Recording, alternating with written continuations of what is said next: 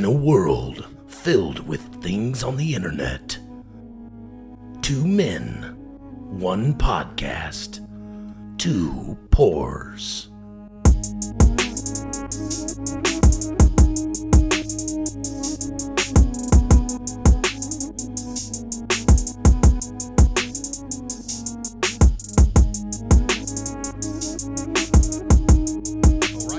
All right. So I feel good. You ready? I'm feeling great. Rock and roll. Go for it. Ladies and gentlemen, welcome on this lovely Sunday afternoon in Indian Trail, North Carolina, to the Two Poor Podcast Studios for Season 2, Episode 12 of your favorite Two Poor Podcast. Can you tell the people in the great audience and world where's Jason going? Yeah, I talked a little bit on the last one, but so we are moving locations.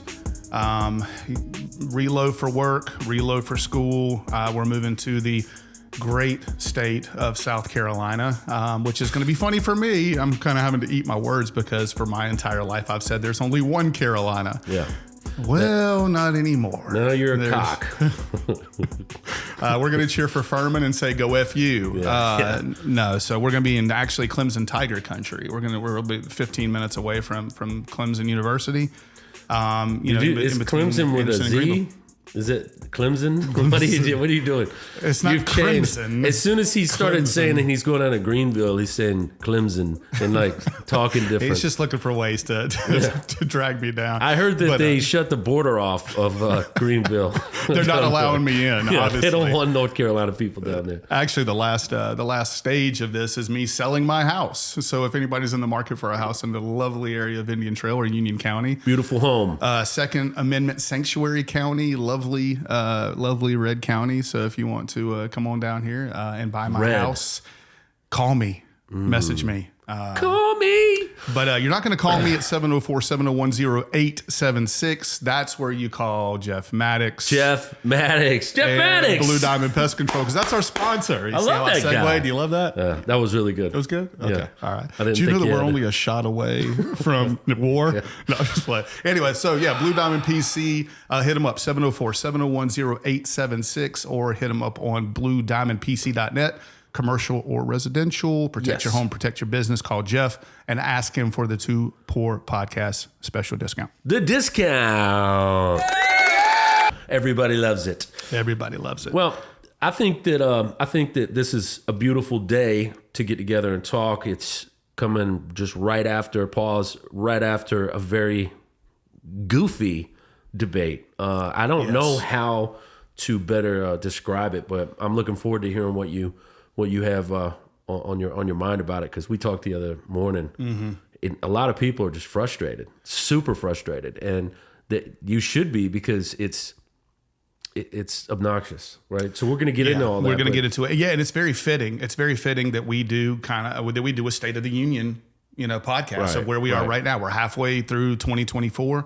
We're inching closer to an election that's coming up. It's a very important election in our country's history. Yeah, the government. I might have misspoke, but maybe I didn't, considering we are the corporation of the United States. They are our next sponsor. They're going to give us $1 billion. But actually, it's going to be great. It's going to be great. It's going to be huge. Going to get $1 billion. Billions and billions and billions. But that's actually a little tidbit there. You can Google the corporation of the United States and go down that rabbit hole, if you will. Well, I'd like to know why that. Yes. What is that? Yeah. Who is that? All right. Well, let's talk about it. Did you have any more shout outs or not? No, man. Shout out my beautiful family. Shout out Big Kenny and the fellas.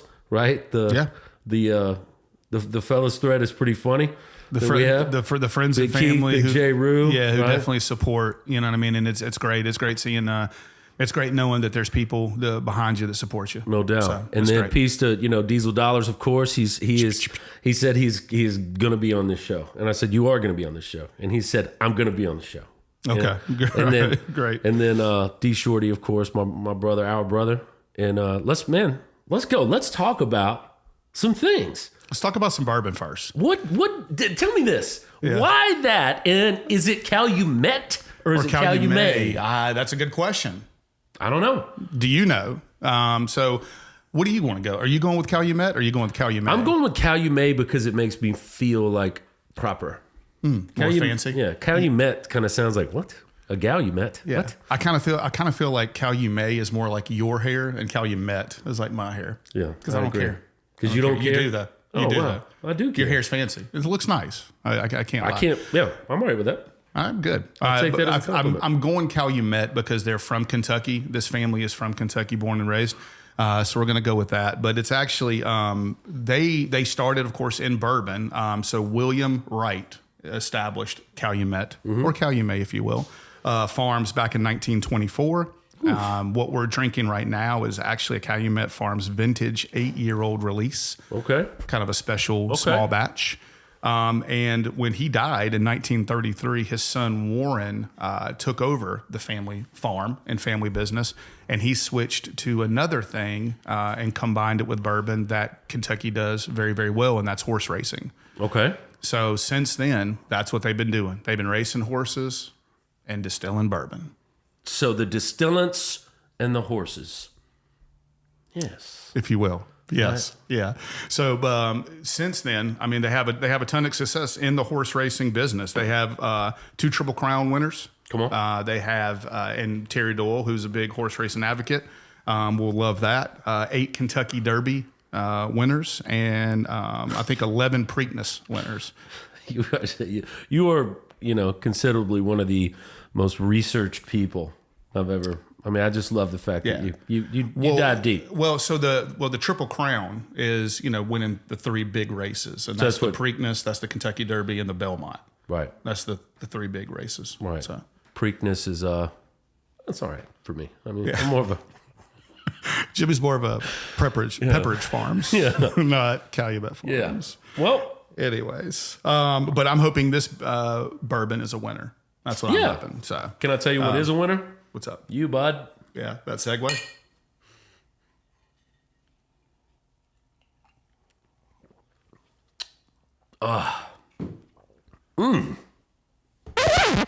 Wow. How good is that? Surprising. That's a surprising, like super sweet finish. How good is that? And light. But that's where you want to be, though, right? And that's 90 proof or 80 proof. Is it 80 proof? I think it said 90 proof. 90 proof. That's perfect. Holy moly. Let me tell you. That's one of my favorites. That's a winner, so far. my dude. That's one of my favorites so far. That is a winner. Holy shitsy ditsy daisy. That's really like good. It's almost like a toasted almond or something. I'm not going to say it, but I said almond. I didn't say anything else. But a little toasty, a little smoky, but super sweet on the finish. I love that. Man, that is good. I really like that. Calumet, whatever, you're doing it right. That's good. Yeah. That's good bourbon. That's good. Right there. We're going to give it back. All right. It's also 8-year. So it's been refined a little bit. Time to age, time to simmer down. I love the color. Yeah. Color's great. I think that just rich amber hue. Yes. Leather-bound books and such. Well, is that mahogany? I do like it. I like it a lot. I love it a lot. Right. I love lamp. Right.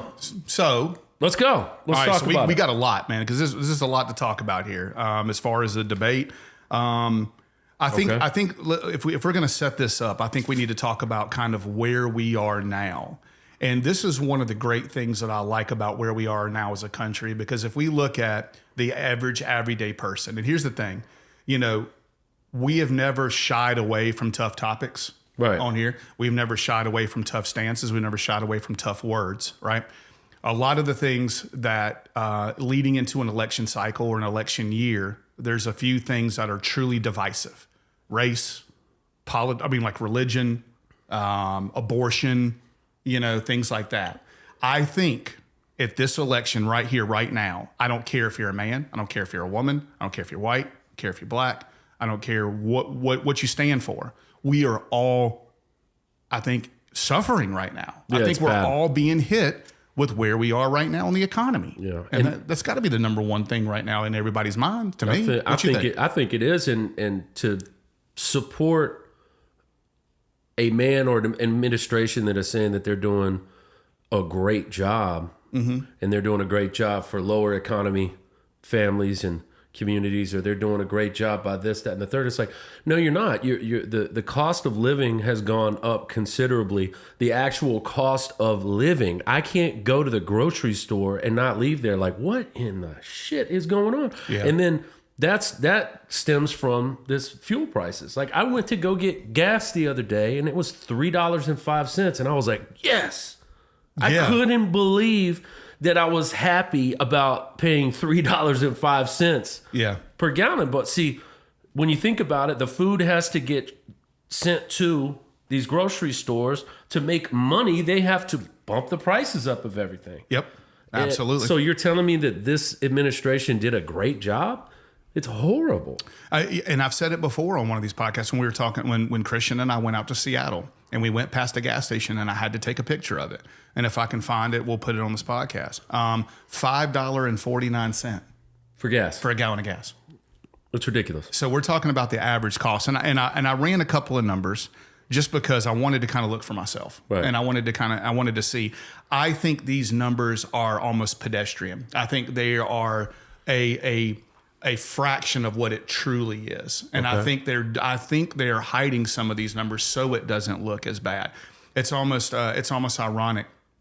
And this has been proven in counties across the country. Okay. Even in York County, as close as we are, right across the border in Rock Hill and Fort Mill and stuff like that. They were looking at illegals getting arrested. And if an illegal got arrested, they put them down as white. What? They didn't put them down as Hispanic. Are you sure that that's... I 100% have seen it myself. Okay. And they did that For because it covers the numbers. Because if it goes towards the white demographic, it doesn't truly show what illegals and criminals and crimes have in common. Right. Not saying all people who are coming to this country illegally are committing crimes. What I'm saying is there's been 18 million that have come across the border in Biden's presidency. Yeah. 18 million. That's a lot of people, dude. That's a lot of people. That's more fentanyl. That's more crimes. We're seeing young ladies and kids who have been raped and killed by illegals. Yeah. What's going to happen to them? Yeah. You know what I mean? But that's kind of going a little bit deeper into it.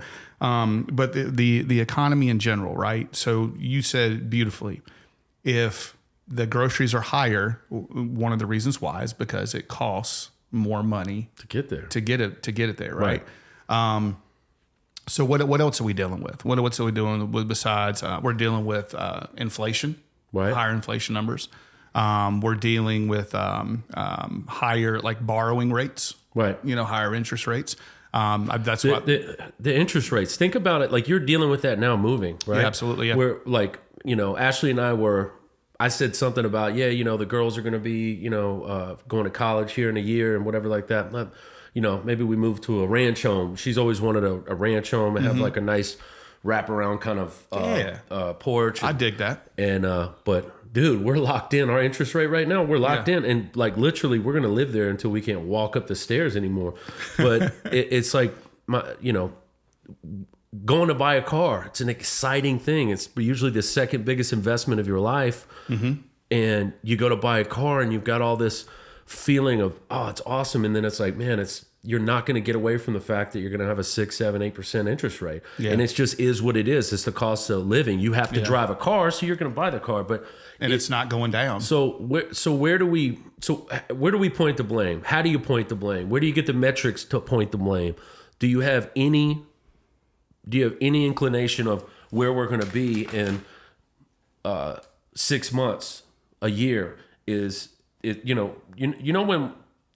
the gas went up, and it's been 4 years, and 4 years is a long ass time because it feels like it's been 10.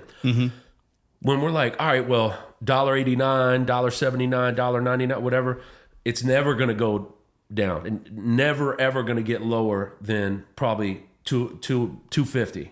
All right, I don't think it'll ever get there. I don't know. So, okay. And that's just me speaking. No, I get it. And that's one of the reasons why I wanted to look at some of these numbers so that we could see, like, truly, because it's one thing to read something on the internet. It's another thing to actually spend the time and dedicate the research so that you can say, I'm not just regurgitating a point. There you go. Because I don't want to believe in, I'm a registered independent. I don't necessarily trust a lot of Republicans or Democrats. I don't trust either side. Right. But I do like some of the more independent leaning candidates that actually speak their mind and stand up for what they believe in. All right. So I wanted to go through some of that research, and I'm going to tell you some of that in a minute. But one of the biggest things to me was the inflation rate. Okay. Was the inflation rate, because inflation is a term that's being thrown around a lot. Right. Okay. And it's going to be thrown around a lot until the next president's elected. Right. So I wanted to make sure that we explain kind of what inflation is and then how it relates, so that people, when you hear the word inflation, you know what's going on. So inflation is actually the percentage of change in a group of cost and goods this year compared to last year. Okay. And you base the inflation rate on the percentage of increase. Okay. Kind of year over year. Now you can compound that in 4 years, right? Sure. And so you can look at those numbers as well, but we're going to keep it super simple. So one of the best ways to measure this is by using the CPI, which is the Consumer Price Index. Okay. And also, you can just look that up online. You can look it up online. Just look up Consumer Price Index. But it actually comes from the Bureau. There's all these acronyms and alphabet groups, right? So the BLS, the Bureau of Labor Statistics. This also talks about employment rates, because that's another thing that's big on inflation. Okay. And actually, there's another one, the PCE, which is the Personal Consumption Expenditures Price Index. And you can get that from the Bureau of Economic Analysis, or the BEA. So there's a whole lot of analysis right there. But I wanted to kind of go over some of those things, right? So I looked at 2020 and I looked at 2024.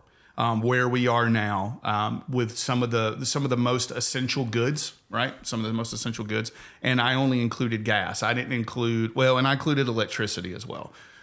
So just looking at things like the average price for a gallon of milk in 2020 was $3.04. That's nationwide. Okay. In 2024, it's $3.76. Okay. So people might think, that's not a huge difference, right? Now, a gallon of milk to me is over $4. I mean, I just went down and bought one yesterday. Right. So I don't know where that's coming from. Right. What I mean? But it is what it is, the average national rate. So if you were thinking 1 gallon of milk a week for a year, that's an extra $37. Right. Not a ton. It's not a ton, but it's extra. It's still extra.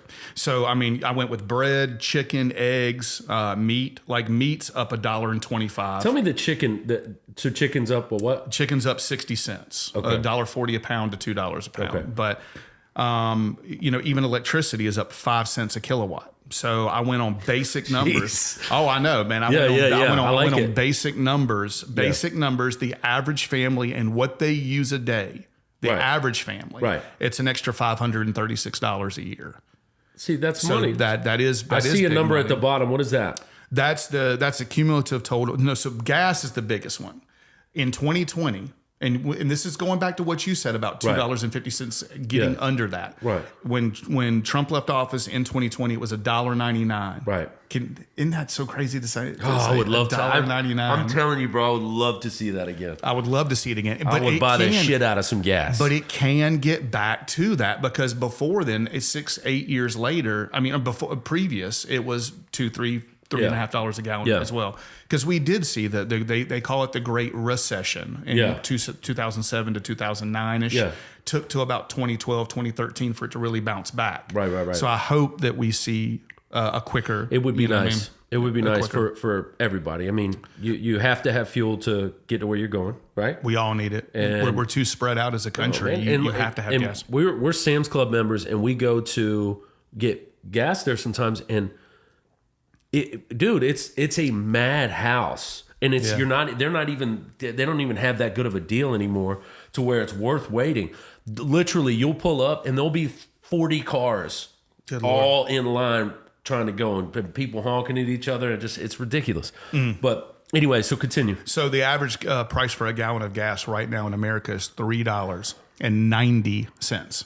That's almost $2. That's obnoxious, dude. So I just went with the average vehicle fuel tank, which is about 16. I think I did 16 gallon tank. Gallons, yeah. So 16-gallon tank, filling up one time a week. Okay. Just once, one car. Yeah. So say one family is splitting one car and filling up one time a week. It's an average of almost $1,600 for a year. So now let's add 2 cars. Yeah. Now let's add a kid driving 3 cars. Yeah. And some of the bigger SUVs. Obnoxious. So basing it off milk, bread, chicken, eggs, gas, meat, electricity, and even oranges. You know what I mean? The basic bare necessities: 1 pound a week, 1 gallon a week, 1 bag of oranges a week. It was an extra $2,400 for the year. So, I mean, you can break it down into months. You know what I mean? That's an extra couple making $100. My fucking forehead sweat with you talking right now. It's crazy, man. It's crazy. So what do you? All right. So let's go back to where this is affecting us and why it's affecting us. Okay. Is it affecting us because of the Biden administration? Because of that, is that just directly, from where it's hidden from? That's a stupid question some people would ask. Yeah. Right? They would say it might be a stupid question. I don't think it's a stupid question. I think it's a realistic question, because that's what you have to that's what you have to ask yourself when you're going into the voting booth: is, are we better? And are you right going now? into the voting booth? Ooh, right? Yeah, good, great question. My wifey said that people that don't vote should not be allowed to talk shit and debate. I'm going to vote. Absolutely. I'm going to vote, and I know exactly who I'm voting for. And I'm not ashamed of any of it. And I'm so tired of the, oh, well, not my president, not this, not that, and the just ridiculous amount of regurgitating bullshit that they say. Yeah, right? yeah. Where are they at now? Where have they been for the last 4 years while this meat puppet has been walking around? Listen, this guy's 80-something years old, 81 years old, okay? I don't think so negative about the man that I want to be one of these clowns that are just sounding like an arrogant prick, right? Yeah. The guy's good, bad, and different, whether you like him or you don't like him. I personally don't, but he spent his whole life serving. Right? Yeah, he's been in politics for like 50 years. Yeah, he spent his whole life serving. I'm sure that he's done a lot. All right, and I'm sure he's done some good things in his time. I don't know. I would hope to think he has. That's what I'm saying. Like I would too, but he's not fit. No, he's not fit. When you're and it's sad, right? When you're sitting there listening to him try to complete a sentence, and then Trump says something, and it's laughable. It's funny what he said. Like, oh, I don't understand what he just said, and I don't think he doesn't either. It's a really funny what a moment. Great line. It's a phenomenal line. Yeah. But get this guy out of there, man. Get this guy out of there. Well, then, and I hope I'm not jumping ahead of anything, but I just want to speak my mind on it. But then it goes to some Democrats that they're going and interviewing him. And this lady said something about like, oh, he's a great man. Well, I should be vacationing right now, like I always do.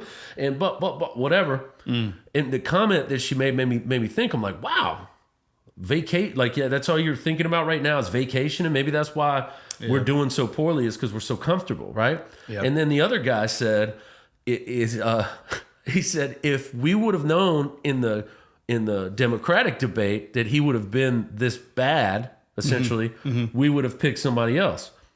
I don't know what kind of drugs that guy's on, but he was this bad. He's been this bad the whole time. He didn't just start getting this bad. Yeah. And you know what? Again, he's 81 years old. Okay? Yeah. It's the guy's old. Doesn't mean that an 81-year-old, person can't do the job. But that's really, really at the exiting point of your life. Well, to make big decisions. And I think one of the biggest points to make on that, when you're talking about cognitive ability, right? Yeah. Cognitive ability.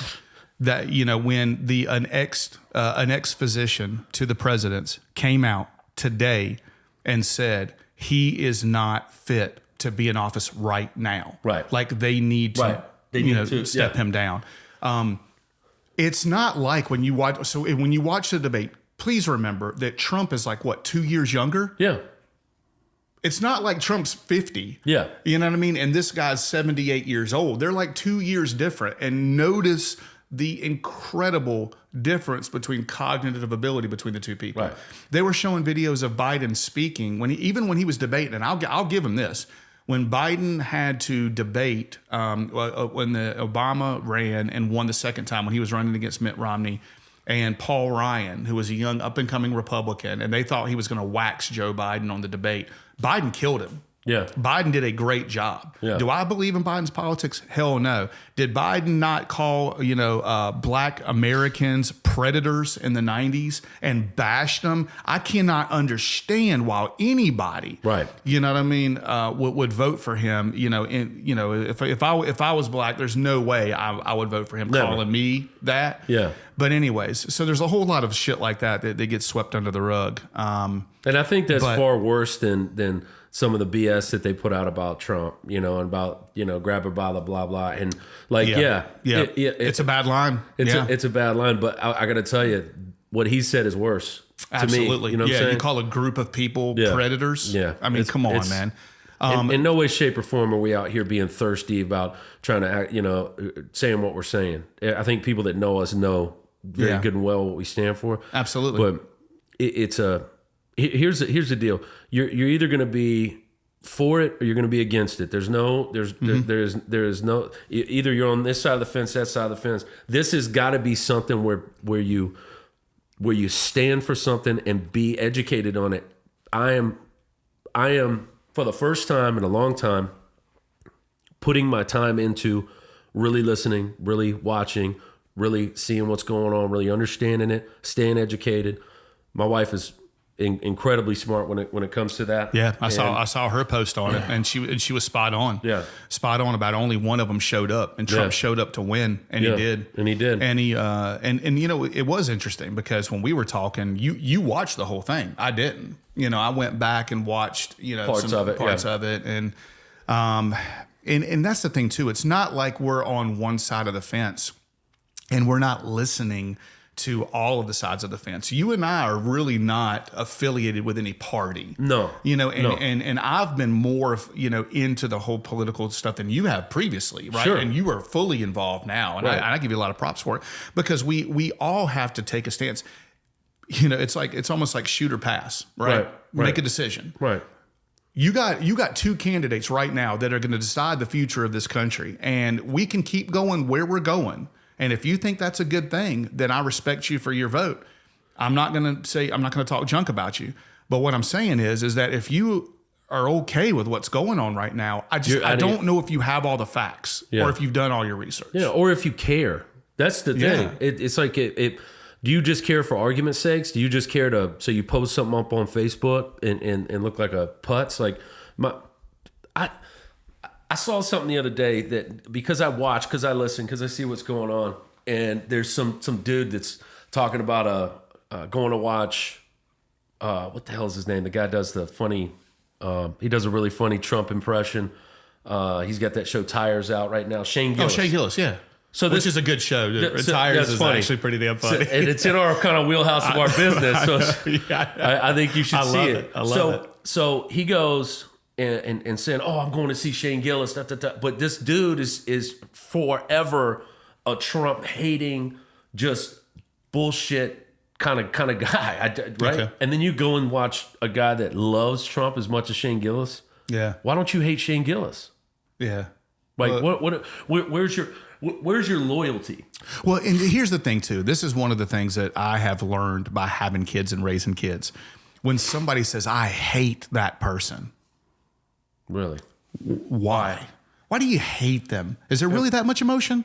Right. Is there really that much emotion in there? You hate that person? Why do you hate them? Well, because they say mean things. Man, listen. I don't know how far I want to dive into this. Yeah, we can't. But there are very few things I could say. Well, I don't care what this person says if I'm paying $2 a gallon of gas. Yeah, you know what I mean. But there are a lot of things that they do in the political spectrum that are far beyond our expertise or understanding, or that involve us regularly on a day-to-day basis. But we all buy milk. We all fill our cars up with gasoline. Yeah, you can't go anywhere without it. We all eat food. Go out to a restaurant, and if you can get out of there with less than $100 bill and there's 3 or 4 people eating, tell me where you're eating. Yeah. It's insane what we're paying. Okay, so real quick, just to add to that, inflation rates. Inflation rates, the percentage of increase on a certain amount of goods and services. How much does it cost to get a haircut? How much does it cost for health insurance? Right. All these things. In 2020, it was 1.2%. And it went down in all 4 of Trump's years. From 16 to 20, it went down. It was at 1.2%. 2020, that means over 2019. In 2021, 4.7%. 2022, 8%. 2023, 4.1%. And before May, through 2024, it was at 3.3%. So all numbers at least double, if not triple or more, in Biden's administration or during Biden's administration. So those are numbers. Those are real facts. Those are real numbers. And when you look up these numbers, right, and you can go on, like I said, the BLE and you can the CPI and those types of things. They all have reasons why to the side under Biden's administration of why. Well, COVID.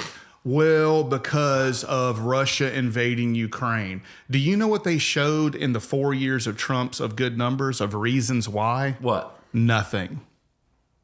Nothing. Do you need a reason? Do you need to make excuses? No, we ain't making excuses for good numbers. That's just what he did. That's what he did. And he said, like, when they were talking about, like, the tariffs, right? Yes. And when Joe Biden is just talking about how ridiculous it was to raise the tariffs like he did on like China, right? And then he said, well, they didn't want to do business with us, so if they want to bring it in, it's good money. Yeah. You were in office for 4 years and you didn't change it because it's good money. That's exactly right. So we don't understand it. Like we don't understand as a populace. I think there's so much knowledge that the average citizen in a lot of other countries has that we don't. Because we don't pay attention to it. We are on top of the world right now, as far as in the workforce and, and kind of leading in a lot of different categories. Right. And part of that is that we are so overworked and overstressed and overstimulated that we don't pay attention to the things that matter.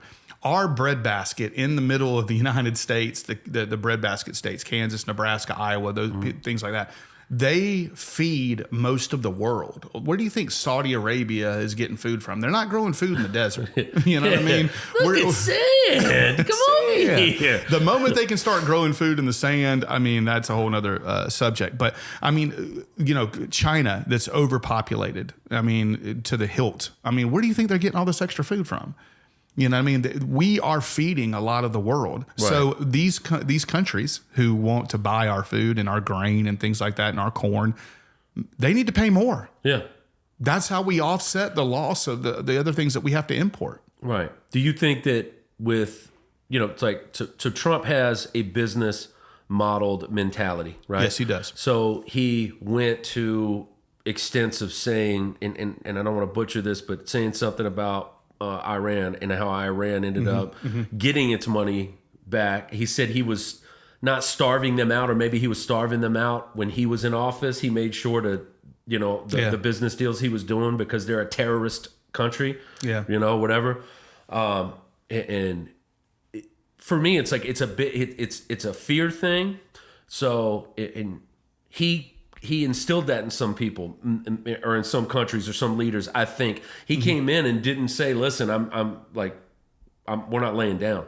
We're spending all of this money and you guys aren't spending this money. We're spending all this money and nobody else is helping out. No, not anymore. It's a bullshit deal. It goes far beyond the quick talking points of, shutting down a pipeline. It goes far beyond that, of getting us out of climate accord pacts to where we spend, and that's what he's talking about too. And one of them. How many jobs got 12 to 15,000. Right off the bat. So here's the thing. It's a lot of people without a job. Okay. So we got to break this down into very simple terms. Not because people out there don't understand complicated terms, but we're talking about for the masses here. So you and I both run companies, okay? All right, your company is baseball cards, right? Okay. And that's what you sell. You sell sports memorabilia. Okay. And I sell food, right? And let's say you're a terrorist organization, okay? Got it. All right. So you're a terrorist organization that supports sports memorabilia.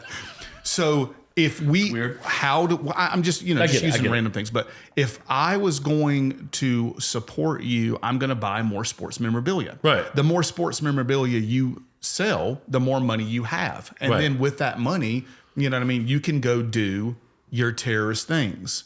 So when you shut down, do your terrorist things, your guys. terrorist activities. So when you Oh, look at what's this up, guy. Sean? Are you saying you want to refill? Yeah, Sean. Almost top of the second floor. He's getting so brave. Yeah. He's getting so brave. We I'm need a so little proud of ice. him. Yeah. I'm so proud of him.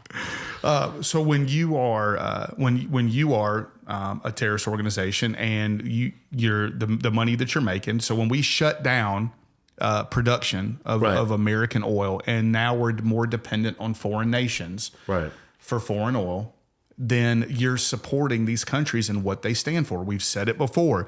If you are buying from a company, you are supporting their objectives. Right. If you don't know what their objectives are, then you don't know. And maybe you don't care. That's fine for you, I guess. But you're supporting what they support. So if you buy from a company that supports Americans and American families and American jobs and American products, then cool.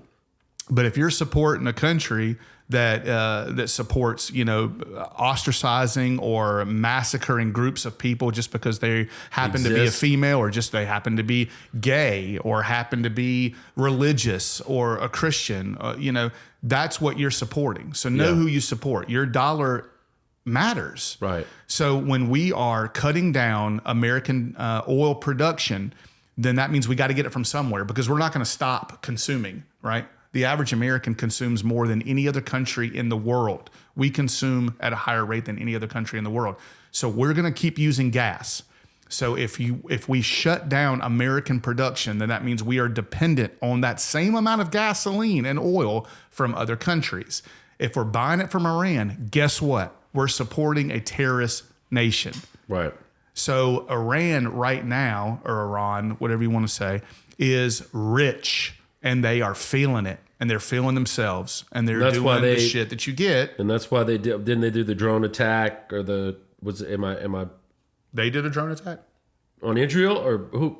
Oh, they launched the attack on Israel. Yeah, absolutely. And another thing, and like I said, I'm not a huge Republican. I'm definitely not a Democrat. You're definitely huge, though. But that's what she said. But at the same time, we didn't have any of that. Yeah. Under Trump, we had no wars. He wouldn't allow it to. He wouldn't allow it to happen, dude. Yeah, no, I mean, he would not. He wouldn't allow it to happen, and that's something that. Oh shoot! Sorry about that. That's something that that's a leader, But the same person, Sean, you come grab your shit. The same person who said, or the same group of people who said Trump's going to get us into wars. Trump's going to get us into all this crap. Not once. I'm actually kind of surprised at that. Yeah. Well, you know what I mean? Because Trump's he's a pretty bold individual. I'm surprised we didn't get into any wars. But when he said that, that in one of his deals, if they do this, I'm going to bomb the shit out of them. Right? Yeah. What? What did he say? What? It's wild, and it's not that we're laughing because it's funny. It's when you have somebody. All right, I want to change it up a little bit to one of the things that he said. Trump said to Biden that one of the worst things ever that's happened when we are leaving Afghanistan, leaving all our our soldiers, all soldiers, and he didn't fire anybody. Biden didn't fire anybody that we know of, right? And I think Trump's high enough up there to where I could take his word for it. That was such a horrific departure out of that place that we've been in, and there's so many lives have been just wasted. Yeah.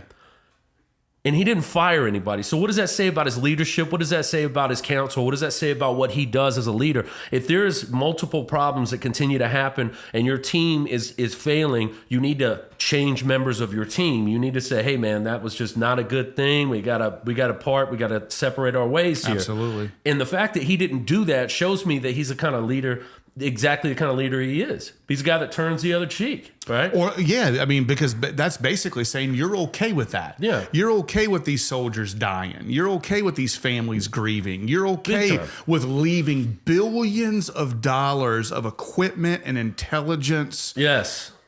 Do you think it's still sitting over there with just not being touched?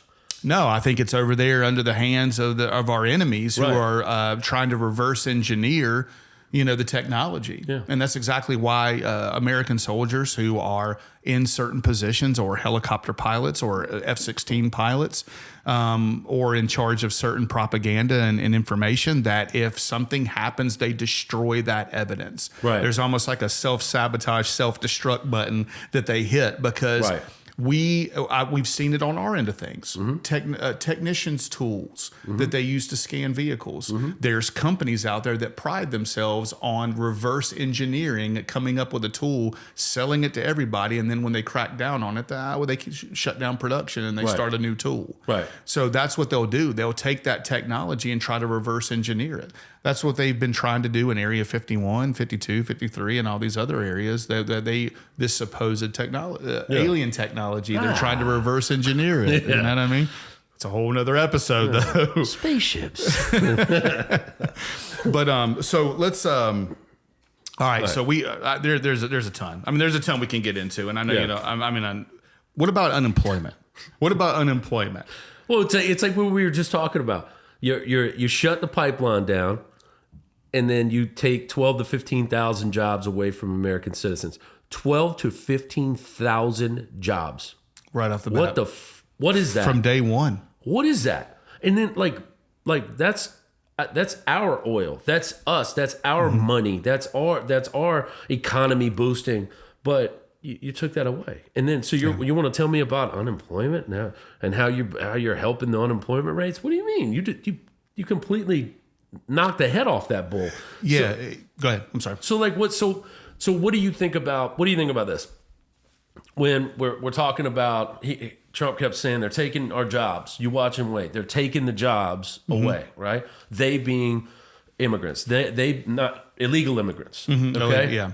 Well, all right. Look, let's set the record straight. And that's the term that people use because it sounds better than what it is. Okay. You're either an immigrant, or you're an alien. Right. Okay. So if you're illegal, you're not an immigrant. You're an alien. Period. So they do exist. An illegal immigrant is an oxymoron. Okay. Okay. You're either an immigrant, like our families were coming over from the old country through Ellis Island, like through most of the people from Scotland and Ireland, and things like that. One of the greatest places in the world. So, or you are an illegal alien, right? Because that right there is the correct term, but it doesn't sound proper. It sounds bad.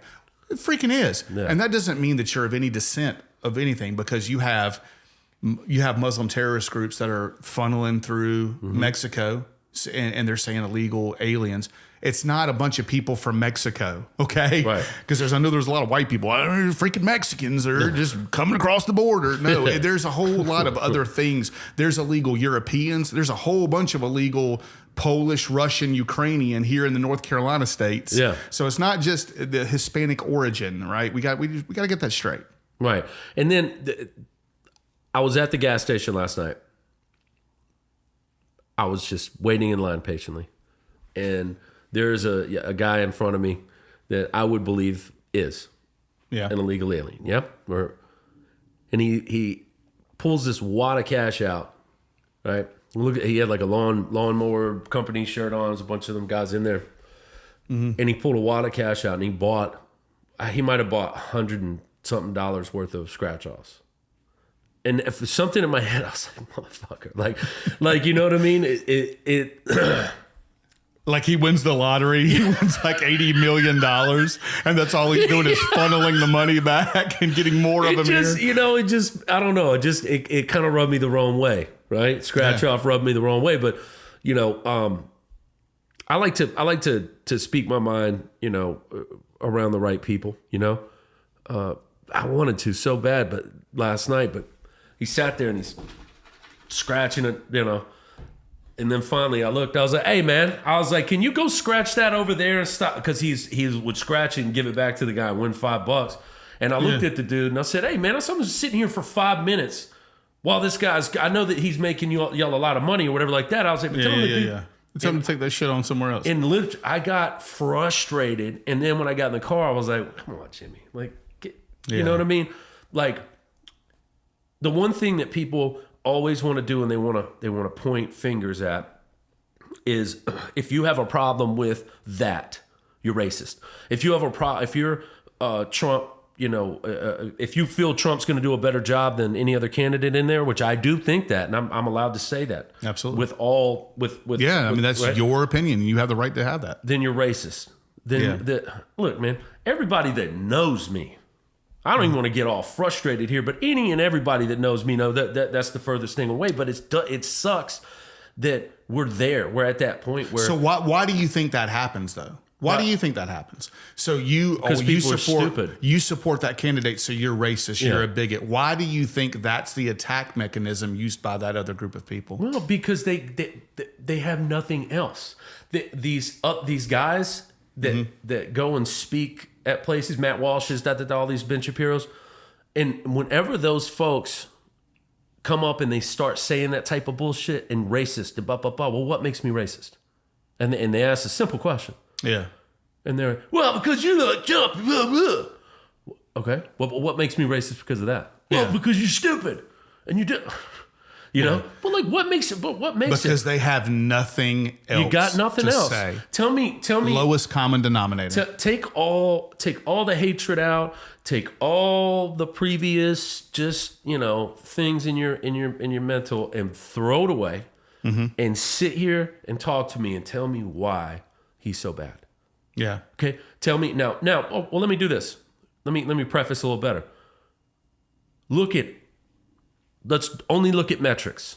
Let's only look at data. Mm-hmm. Let's only look at those kind of things and not what they say, how they say, misspeak, but whatever. Look at the metrics. He did phenomenal. Yeah. His numbers prove it. Yeah, it's almost like the litmus test of let's take the face off of it. And this is, I relate to so many things to sports, right? So March Madness, NCAA basketball tournament. Right. So before they do the actual selection show of if you didn't win your conference tournament, these at-large teams. Okay. And what they'll do is they'll take the logo off. So you don't see the logo, you just see the stats. Come on. And you'll say, okay, of these three teams, who deserves to be in? Take the face off of it. So that's how they do it. No. That's not how they do it. But say in the selection shows, they'll, as far as talking points, they'll say, okay, this team has this many wins against the top 25. Right. This team went this record on the road, or whatever it may be.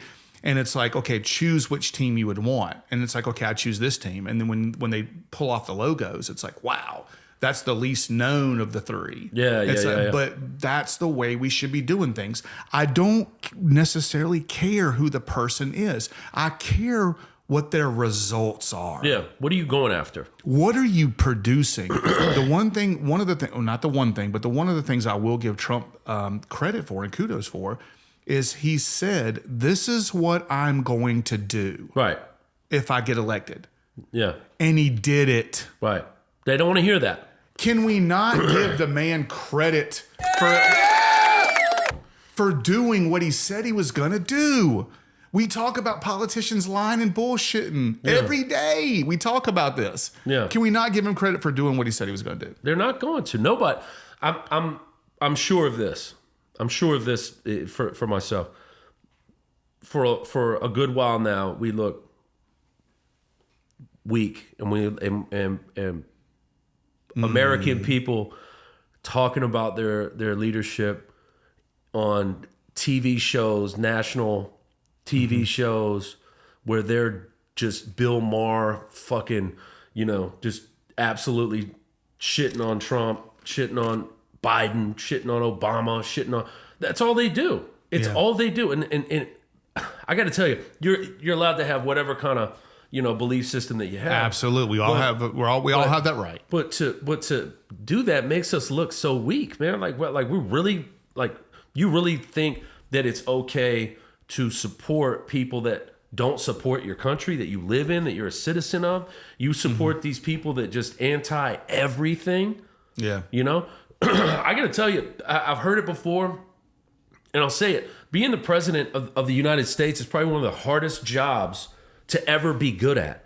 Joe Rogan said it on his podcast that I stuck with it. He said it's probably the hardest job to ever win at, to ever be great at. For everybody to say you did it. That guy did such a great job. Yeah. Well, we're at this point now where everything has to do with all the stuff that's outside of the realm of what they actually do and produce and results. Yeah. It's all about, do you see the way he can't hardly put a sentence together? Oh, he's stupid. He's a robot. He's a meat puppet. Oh, look at Trump. He grabbed her by the pussy. Oh, look at Obama. Oh, he's not even really American.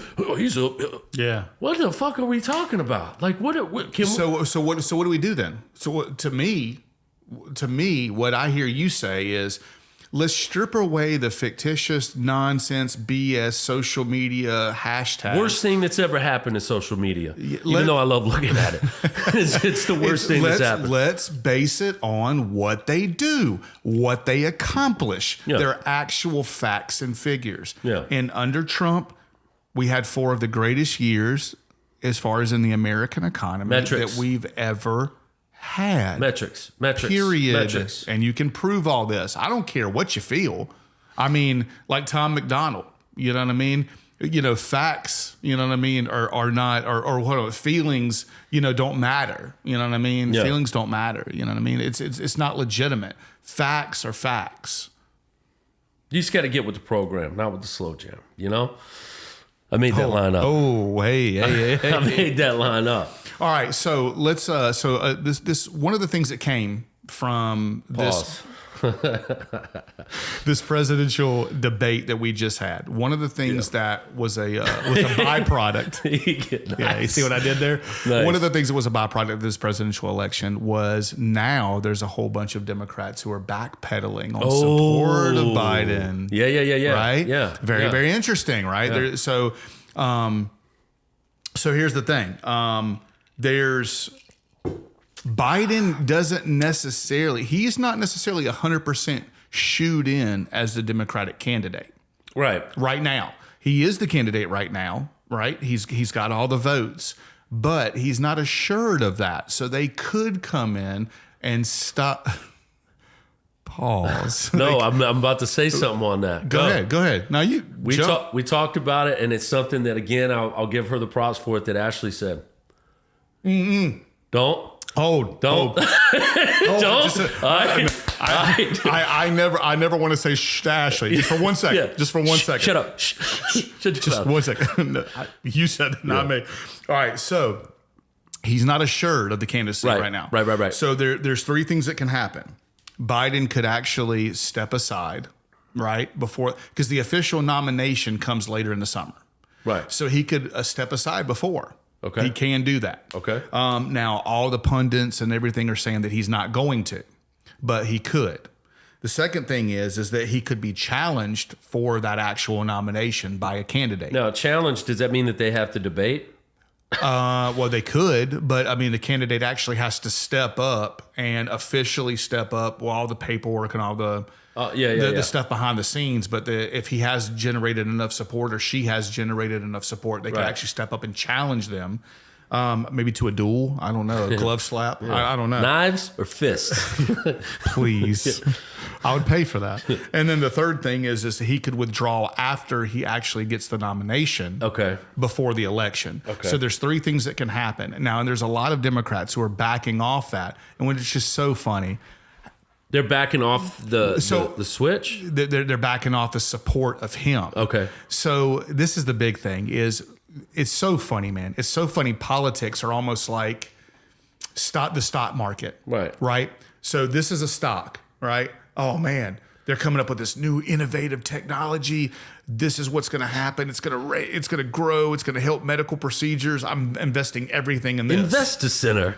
Yeah. And then it's like, okay, well, this person said a racial slur. We're selling all of our stock on that. So Biden, after horribly debating Trump, looking like a complete, man, the dude is just, he's done, man. He's mentally done, and he needs to be in a retirement home. He's just not coherent and all the way there. So apparently the dude's got an 8 handicap in freaking on the golf course. I know. That's what everybody who I've talked to said, that it was so much about golf.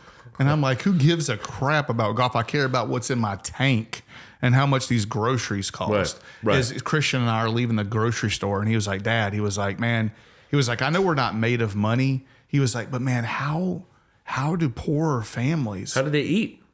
how do they survive? How do you eat? And I'm like, man, I was like, they're struggling right now. It's bullshit. They're struggling right now. It's not fair, man. It's not. It's truly, truly unfair. And to have somebody that is unfit to do this very, very important job is it's disheartening. It's alarming. Watching that debate though, like, was embarrassing, man. Like I expected some of the stuff from Trump. Yeah. I expected it. You said, did he just act like an arrogant asshole the whole time, or did like Trump? That was a question for you. That was like, my question for you. Yes. And I'm like, yeah, he had moments of it. Like he had moments of it where they asked questions that he didn't answer. He just wanted to retort to what Biden kept saying, right? Yeah. And that's okay. But one of the things that he kept on saying was the 18 million people that came in it. And that's a problem with economy. That's a problem with jobs. That's a problem with these poor ladies getting, raped and killed and trafficking. Yeah, getting human. I mean, it's something that the overdosing. They asked that question again. It goes back to that. 18 million people got up in here, and those are facts and figures that are actually proven. And so that's where I was listening to him, and I finally figured it out. I was like, man, is Trump like? He keeps recycling that same line, but they all stem together on the same highway, you know? But it sounds to me like he wasn't as much, or he didn't lean towards the arrogant side that maybe he's done before. Yeah. So here's the thing. So Obama, if you go back to the Obama debates or Obama speeches and stuff like that, Obama was a great orator. He was a great speaker. Had a lot of confidence. He was a phenomenal speaker. He was a good wordsmith, but he was full of shit. And is it just because he's a Democrat? No, I mean he was.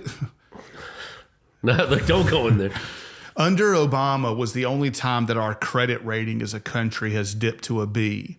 Like he literally did nothing for this country. So would you rather somebody speak well and do nothing, or somebody say things that maybe you don't want to hear, but actually put money back in your pockets and take care of your kids, take care of your family, lower gas prices, lower food prices, and things like that. Right. So it's a question of what do you want to do? Do you want to feel good, or do you want to know and everything and life be good? Do you tell me this though? All right, so tell me this: if Trump was in office right now, and that Russian sub going to Cuba and the warships and all that kind of stuff, do you think that would have happened?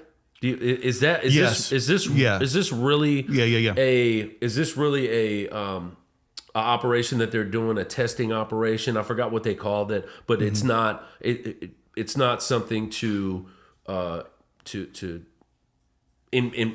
guess get us to get nervous and scared. It's something that they're doing just as a practice operation. Is that no? I see a fucking submarine that's not one of ours. I see a warship. What was it? 30 miles off the coast of Florida or whatever it was, buddy. That's close. What are we talking about? All right, here? so let me break that down. And I'm sorry to kind of go all over the place. I love this because people need to know these things. Okay. If you're asking me, would that have happened? Yes. Here's the difference. So if you go back and you can find this online, I'm sure you can find it on YouTube and stuff like that. I think it's one of the reasons why they got rid of LimeWire. There's a name for the past. Wow, dude. FrostWire. You remember those things? Yeah. So these are why they got rid of these things. So if you go back to things like that, and you can find it on YouTube, there's videos of the Russian parliament meeting with Obama and his Congress or his group, and them walking straight past him at meetings and not even shaking their hand. So we got to remember that somebody like Putin is not some puppet. Putin is not somebody who got elected by doing nothing. Putin is not somebody who got picked to be in position and trained and groomed to be in a position. You just went in there and lopped the guy's head off? Putin was a Secret Service soldier who's a fucking badass, who's killed people with his bare hands, who was in the military. Do you like this guy? No, hold on. Okay, because you're starting to piss me off. Follow me now. He's somebody who doesn't take bullshit because he's never seen bullshit. Right. He knows what it is. He's been there, done that. He's not some pundit. He's lived it. Right. And then he went into politics and has grown up and continued to elevate to the presidency of Russia.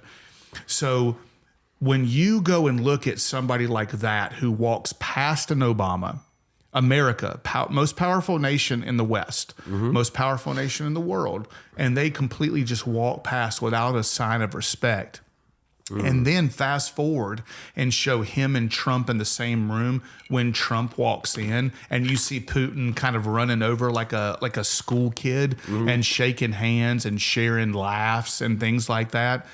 There's a respect factor. Yeah. I mean, you and me, we've had debates, we've had arguments, we've had, quarrels. You know what I mean? There's a respect factor, right? Like we know, I know if we were going to challenge each other, it's going to be a freaking fight. Yeah. And I know anytime that we've quarreled,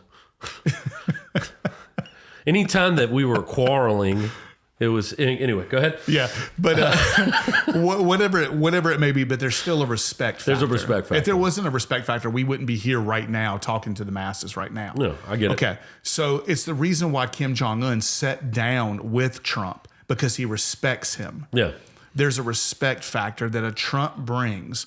So we look at the world. The world is a global stage, and there's global interest for all of these countries that are the biggest players. Right. China, Russia, the United States, people like that. So they have territories. They have.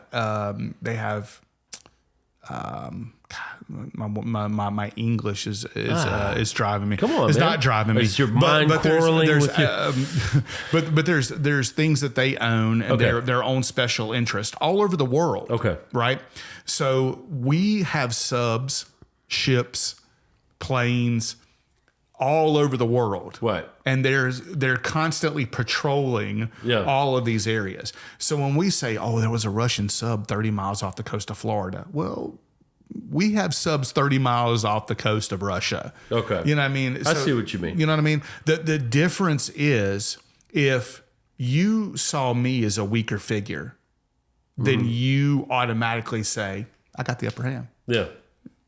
Yeah. F around and find out, right? Yeah. You know, I mean, we got you. But they said that one of them that it had nukes on it, and then showed a map of the country and showing how far that nukes could go. Oh, absolutely. Right? There are I forget the actual site, but I went on it before.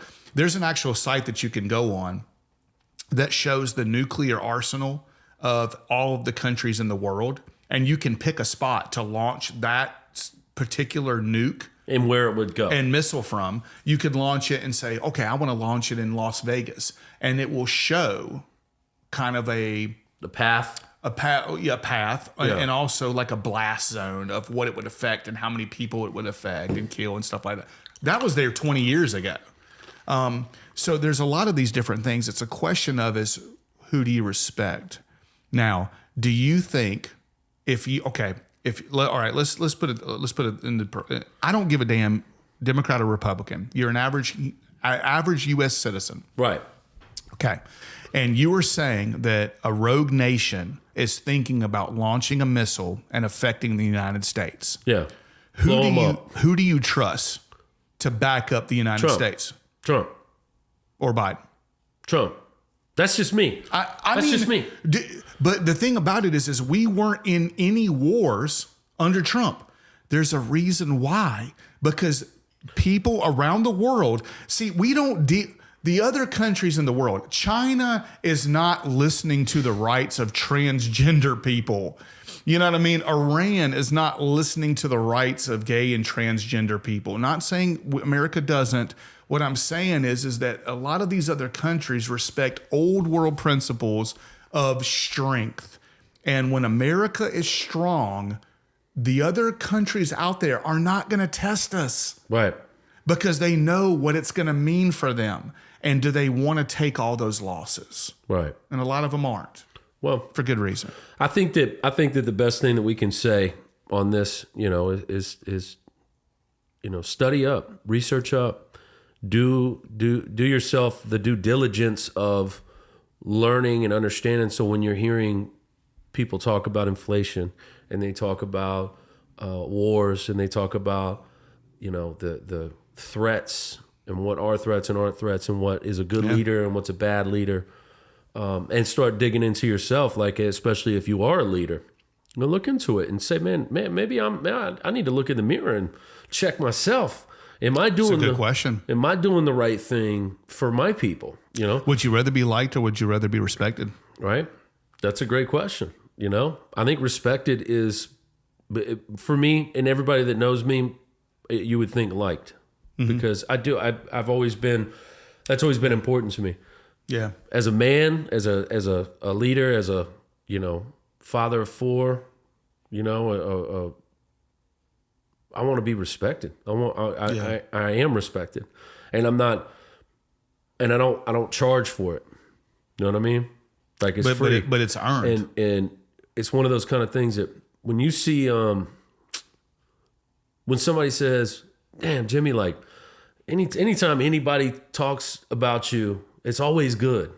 Mm-hmm. This isn't because I'm like, and I'm not looking to pat myself on the back and, oh, look at me. I'm so right. It's because, man, I don't have time. I don't have time enough in my day, energy enough in my body to do shitty things to people, do people wrong. I am the absolute opposite of that. I want to see you win. I want to see when anybody does something good. Yeah. I love it. Absolutely. I'm telling you, I love it. I am a huge fan of seeing people winning. Yeah, winning. But here's the thing, and I think what you said is one of the reasons why you and I are so linked in. Right. Is because we're genuine. Right. You're you, I'm me, and we're those people 7 days a week, 24 hours a day, 365 days a year. And here's the thing, Trump is the same way. Felt like we were going to start freestyling.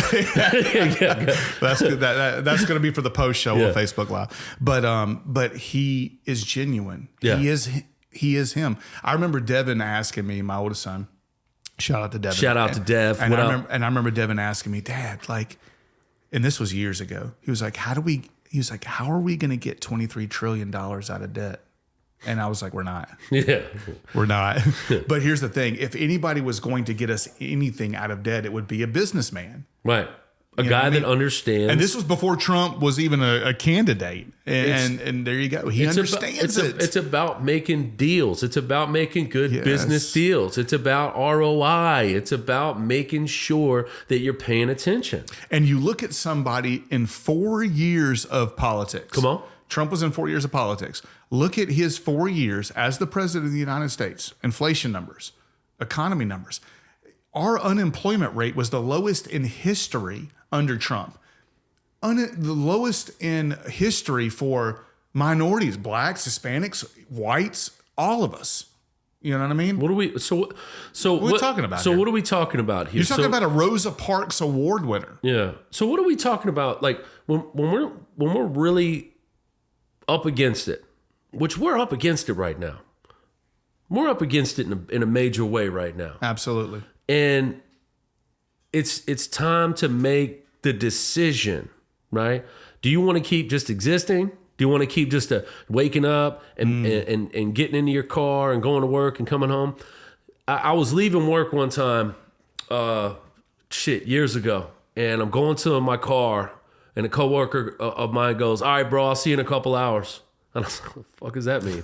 Yeah. And he was like, "Think about it." He was like, "It's almost 7 o'clock. You're going to go home. You're going to hang out. You're going to have maybe a beer with your wife, have some dinner with the kiddos, and you're going to fall asleep." You're going right back into And then work. he goes, "I'll see you in a couple hours." Yeah. And I was like, damn. But you know what that made me want to do? Is go home and be present. right? And go home and make those hours count. There's times where I come home and I get on my phone and look at it for a little bit, eat, and go to sleep. Dude, this last week, anybody in the businesses that you and I are in, the last week of the month is always, it's always just like, time. Holy moly, what, but, I know that you got some questions. You got the 3, right? Questions. But what I want to really say for me is it's never too late to learn. It's never too late to understand. It's never too late to go and say, you know what, man, I need to. Where's my money going? Where's my tax money going? Like I own a home. I own cars. I got you got all these things. Well, let's find out a little bit more about it. Just increment. Here's the thing. When we look at the president of the United States, right, and we look at the country as a business, okay, and one person can effectively manage 8 to 10 people, okay? Mm-hmm. So this guy, he's in charge of the country, right, in a sense. But are your people doing what they're supposed to do so they can manage their people and what they're supposed to do, and the organizational structure of it is working? And when you see that there's something not working over here, you got to make a change. If you don't make a change, you're an idiot. I myself have to look in the mirror and say, dude, how long are you going to continue to do this? We both do. And here's the thing too. I think both of us have worked for people that we respect. Absolutely. And I think both of us have worked for people that we don't necessarily respect. Sure. So if you respect the person that you're working for, you trust their leadership. Right. You trust their direction. A leader has to be led. Right. A coach still needs to be coachable. Yeah. So if you trust your leader, and you're a leader, then you're going to be able to implement, hey man, we're running through the wall for this dude or this girl, this lady, right? Yeah. We're running through the wall for them because we believe in them. Yeah. If you don't believe in them, you know what? We're just going to look out for ourselves. Yeah, and it's a trickle down effect, And I think that's where we're at right now. Yeah. I think that's where we're at right now for the country with this laughable organization. Don't ever bitch down, bitch up. You know what I'm saying? Yeah. And I'm telling you right now, what that means is you're a leader. Don't bitch down to people that you work alongside with, because they're gonna be like, oh, he's bitching, I'm gonna bitch. Yeah. Like attracts like. You know what I'm saying? Like we're never going to be perfect. The president of the United States is never going to be perfect. No. But I'm going to tell you right now, if you're not striving for that, if you don't want to strive for that, then I don't really have any time for you. My circle has gotten as important. Mm-hmm. So and small as it is, Paul, because that's the most important thing to me is like, man, I had FOMO like crazy growing up, and all of a sudden you realize that like, man, even though if I saw these people out in public, I'd give them a hug and say, what's up? But man, I ain't trying to link back up with them. I'm not trying to link up and hang out with them again. You know why? Because my world is okay. It's changed. My world's changed, and my world is where it is now. I got the people that I love, that I love to spend time with. I love their friendship. You know what I mean? Mm-hmm. And I don't need to do anything else. Well, think about this, man. Can you look at yourself in the mirror and say, man, I'm really happy with me. I'm happy with what's going on. Yeah. Right? All right. So take yourself out of your own boots and put them in the boots of the president. Is this guy happy? Is this gal happy looking in the mirror? I wonder if they are. I wonder if they care enough about what's going on to be happy. Yeah, but also what is that person doing to the people that I love? Right. Are they helping them? Right. Or are they hurting them? And I'm glad you said that, because this is all going to tie in. Come on. This is all going to tie in. And I know one of the subjects that we talked about was possibly the Democrats substituting Biden for another person. And at the end of the day, I don't think that anybody they could put up there is going to be worth. It's the same thing with the Republicans under Mitt Romney. Yeah. It's like, is Mitt Romney, this is the best candidate you have? This billionaire? This joke of a human being is literally, this is the best candidate you have. Yeah. So that was almost like a pseudo election. Anyways. All right. So let's segue. Let's segue into the 3-question process. Can I say something about what's up? What I was going to say before that Ashley said that would step in, or is that part of this? No, go ahead. So Ashley said something that was pretty interesting. And she said that they're going to put somebody else in there. And she was like, you know who I think it's going to be? Yeah. And I'm looking at her like, who? And she said, Michelle Obama. Wow. It's pretty interesting. Listen. And this is funny because when you said that, I was thinking, okay, all right, let me just research a little bit. Let me just sit there and dive into this. And I'm like, you know what? That's probably the best possible person that they could put up there. Right. Because it's a black man. I mean, a woman, you know what I mean? That they could put up there for a candidate. No, joking. It's a bad joke. Oh, is that not a good joke? No, it's the joke has been that Barack has been the puppeteer of Biden since he's been in office. And that, listen, if we were going to say there's going to be a black female to run this country, I would say Candace Owens. Is it not? She's tough, man. Candace Owens is so brilliant of a female and a person in general. I don't give a damn male, female in general. She is brilliant and she's tough. Right. And she's articulate. And she's rational. Life's tough. Get a helmet. She's such a good. She's such a tough female, and she believes in equality. You know what I mean? And she believes in just rational thought. And she's done, a lot of good things in the community. And she's been ostracized, as far as that you go back to some of these summits with a T.I. bashing her, and things like that, and calling her an Uncle Tom and stuff like that. It's like, listen to what she says. She's smart, man. She's so smart. She's smart. And she's articulate. And I think she'd be a great candidate. I'm surprised that she's not I'm surprised she wasn't in Trump's cabinet, so to speak. Sorry. But I think she's brilliant. I think Michelle Obama's evil. I don't care. Jesus. Well, listen. All right, hold on. Here's the thing. Let's go, but let's get these questions out. Hold on. Now, let me say this. When you go back to her college thesis, look at her college thesis when she talks about putting every person of color, like that even matters nowadays, over a white person, like that matters nowadays.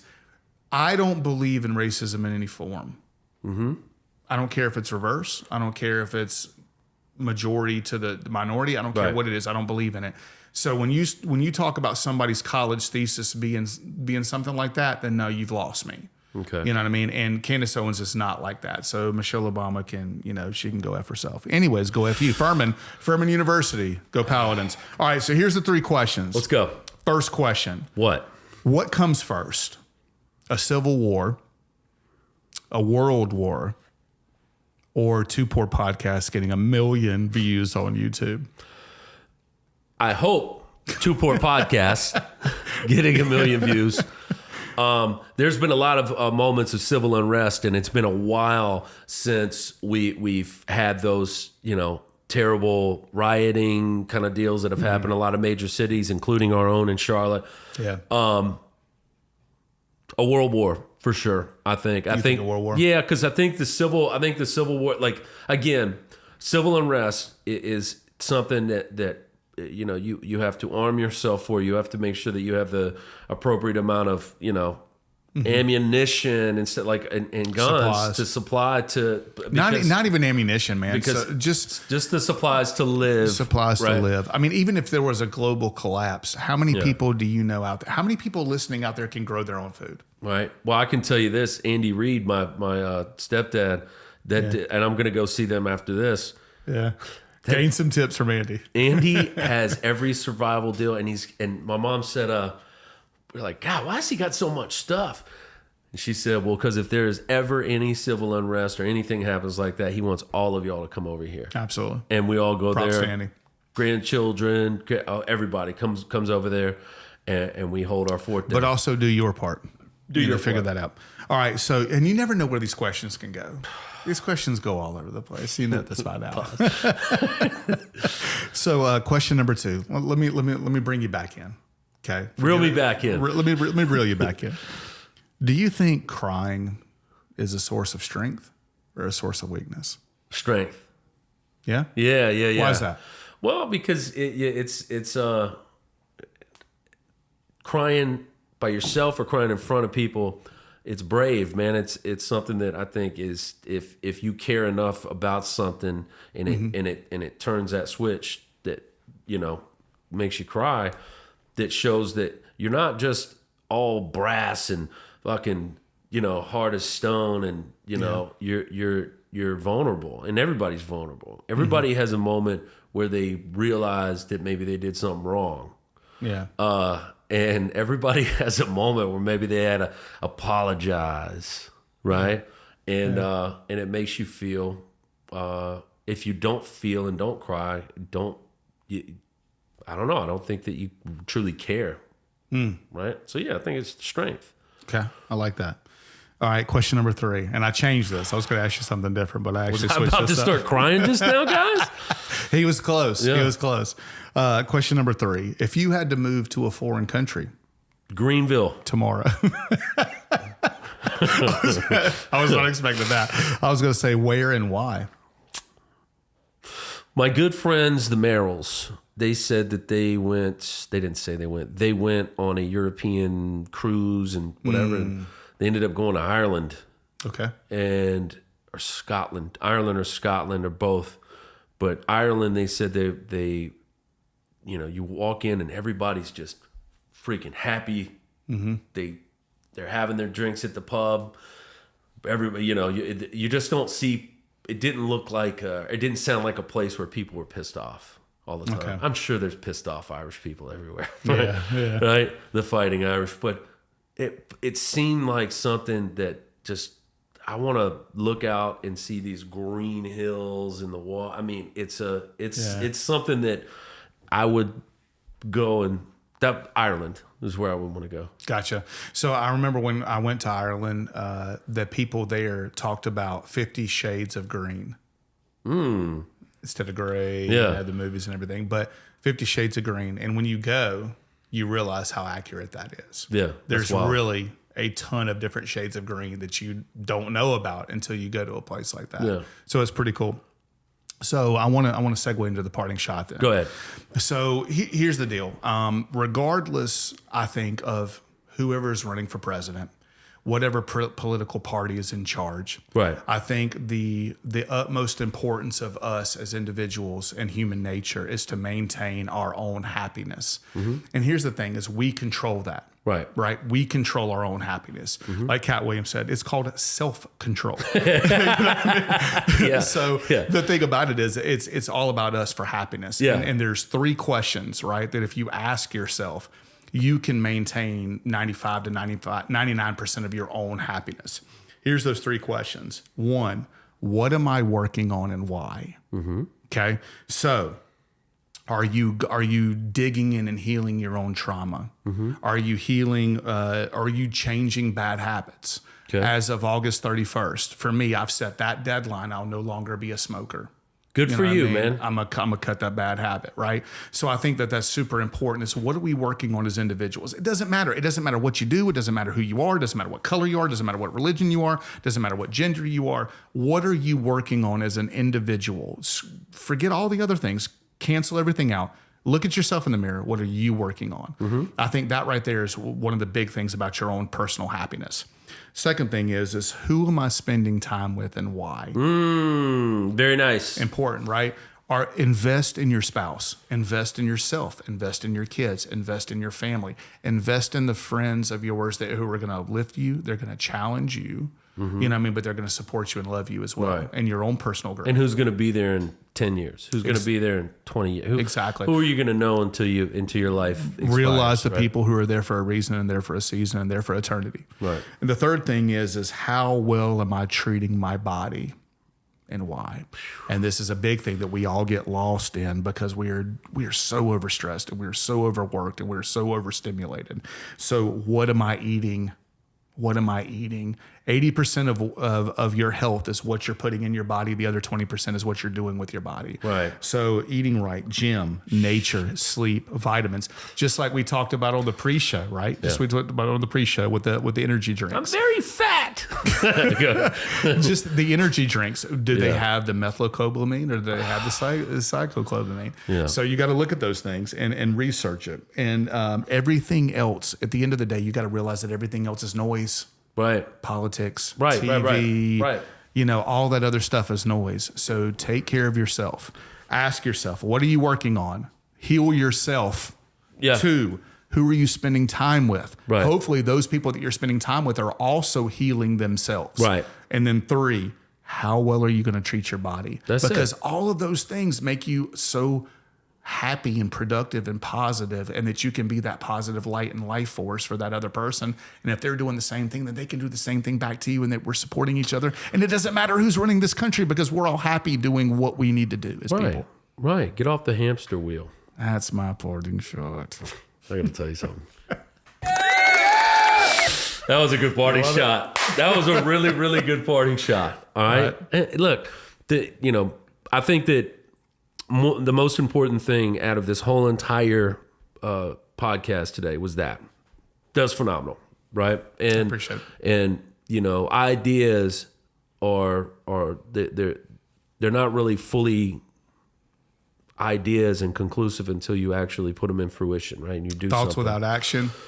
And so it's funny. My boss and I, he was like, "Hey man, let's get out of here for a minute, man. Let's get out of this stress, right?"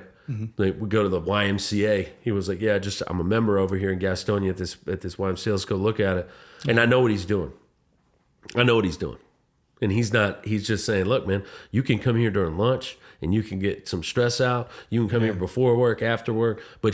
So what I took away from that, what I love about that and love about him, is that he wasn't saying, "Hey, fat ass, here's the gym." He's like, "Hey, man, we work in a stressful place. So the business that we're in is it's a stressful business. Yeah. But to go and to work out is maybe something that I'm missing. And it's not just about the body of it. Maybe I can go back to work and be clear-minded and be like, all right, It affects get back everything. to it. It affects So, everything. this has been great. It's been a while since you and I have gotten, to get an episode in, because you're moving to Greenville, where apparently they have a huge outbreak down there, poison ivy and other kind of murderous things. I got to rethink this whole deal. Yeah, the poison ivy now, instead of you hitting the poison ivy is in the air, in the atmosphere. It's fairy dust, and it's hitting people. So, no offense to Greenville people down there, but I'm just telling you that if you come back looking like a fucking lizard, I told you.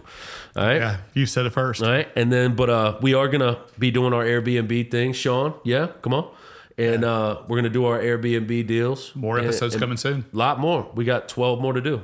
Absolutely. Right. Or more than that. Hey. So reach out to us on Two Poor Podcasts, Instagram, Facebook, Spotify, LinkedIn, TikTok, the whole 9. Two Poor Podcasts. That's where you're at. That's where you need to be. If you're not there, that's where you need to be. I love it.